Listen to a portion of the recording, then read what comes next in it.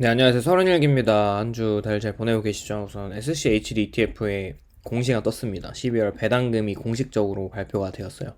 12월 6일자로 슈트를 가지고 있는 분들은 다음 주 월요일에 배당금을 지급받게 될 겁니다. 우선 전년 동월 대비 슈드 한 주당 배당 지급은 0.7034달러가 지급이 되었고, 올해에는 0.7423달러로 대략 전년 동기 YOY 기준으로 6% 정도 상승을 했고요.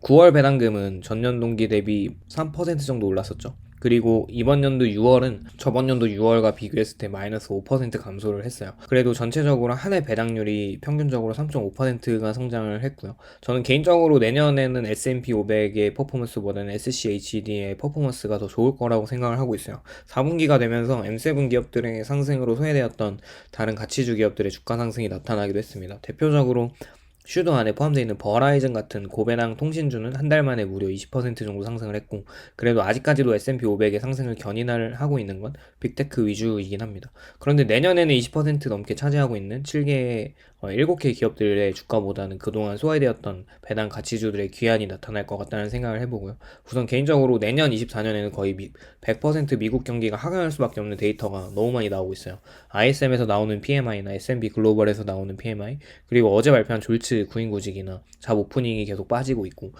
계속해서 서비스 PMI 지수는 미국 사람들은 급격하게 소비를 줄이고 있다는 것을 이야기를 하고 있죠. 유가는 또 어제 말도 안 되게 빠졌습니다. 거의 한 70불을 그냥 뚫어버렸죠. 그렇게 침체를 반영하고 있는 것이고, 뭐 물론 산유국들의 감산을 한다고 입으로 떠들어대기만 하고 공식 성명서에서는 이제 감산 발표를 하지 않은 것도 있지만, 사실 수용 없는 공급이 많을수록 가격이 떨어질 수밖에 없는 건 맞죠. 그렇다면 내년 증시 전망에서는 거의 약세장이나 박스권에서 주가가 횡보할 것 같은데, 배당이 주는 수익률의 비중은 계속 커질 거라는 거죠. 당분간은 그렇게 좀 보고 있고, 그렇게 주식에서 얻는 수익을 자본 차익과 이제 배당으로 좀 나눠서 보면 주가 상승에 따른 이익이 이제 변동성이 크고 좀 불확실한 것 같아요. 그러나 이제 배당 이익은 상대적으로 좀 안정적이고 예측 가능성이 높잖아요. 역사적으로 또 S&P 500의 수익률을 봤을 때 1950년대 이후를 좀 기점으로 생각을 해보면, 이제 70년대 같은 경우에는 배당 수익이 전체 주식 투자 수익의 72%를 차지했을 정도로 지금은 외면받고 있는 배당주의 괴한이 언제든지 다시 올 수 있다는 거를 우리 기억을 해야 되고요.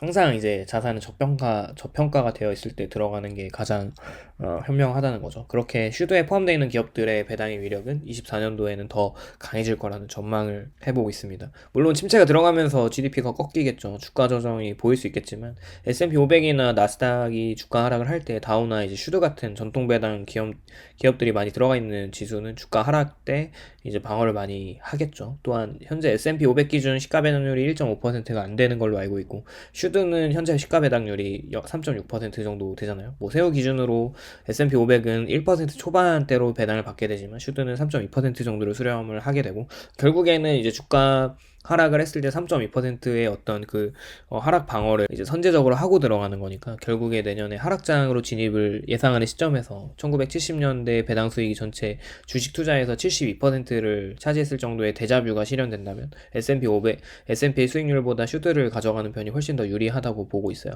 그리고 향후 24년도에는 지속적으로 슈드를 저렴하게 매집할 수 있는 좋은 기회가 될 거라는 생각도 해봅니다. 또 인플레이션이 해소되고 침체가 반영되고 기업들의 물갈이가 되면서 다시 패드의 긴축 모드가 또 해소가 된다면, 기업들의 잉여 현금 흐름이 그동안 고금리로 이자율이 많이 올라가서 배당을 지급해줄 형편이 못 되는 것을 생각해보면, 매출액이 인플레이션에 의해서 늘어나는 기업들도 사실 그 돈을 배당으로 돌려주기에는 이자 부담으로 나가는 비용들이기 때문에, 올해 23년도에는 배당을 올려주기 조금 어렵다면 내년도에는 고금리 기조가 조금 완화될 것 같기 때문에, 이게 생각을 해보면 금리를 인하하는 시점에는 또 경기가 좋지 않다고 했을 때 슈드의 배당주 위주의 포트폴리오는 S&P 500보다 필수 소비재나 이제 현금 흐름이 좀 우수한 기업들이 많고 부채 비율이 좀 적은 기업들이기 때문에, 고금리로 이자 비용으로 발목이 잡혀 있는 것이 풀리면서 오히려 현금 창출에서는 기술주보다 훨씬 더 나아질 거라는 생각을 하고 있고, 그렇게 이제 배당의 여력이 생기면 배당 성장률도 다시 이제 올라가겠죠.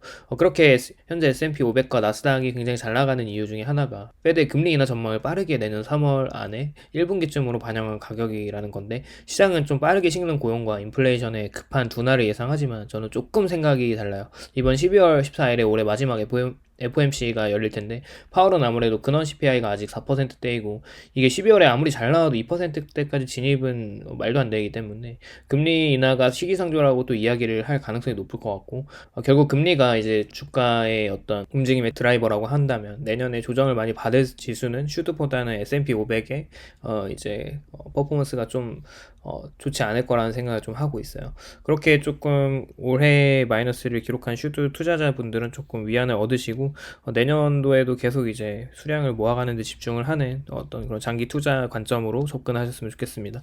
오늘도 시청해 주셔서 감사드리고 도움이 되셨다면 좋아요, 구독을 부탁드립니다. 감사합니다.